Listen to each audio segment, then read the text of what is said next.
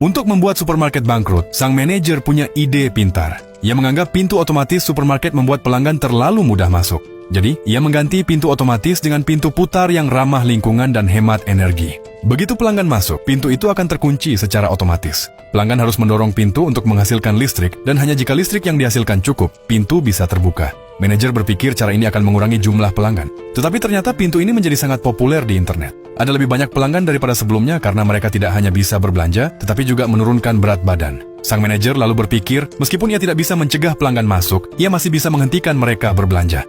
Maka ia sengaja memilih produk yang ditolak banyak orang dan menaikkan harga barang hingga 10 kali lipat. Namun di luar dugaan, penjual itu ternyata keturunan koki kerajaan kuno.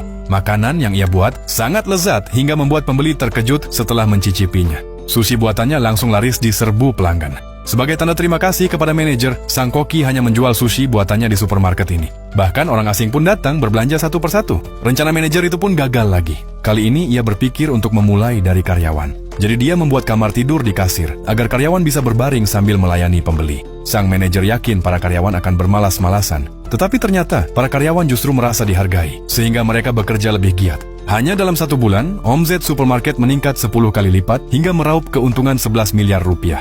Sang manajer memutuskan untuk menghabiskan semua uang itu.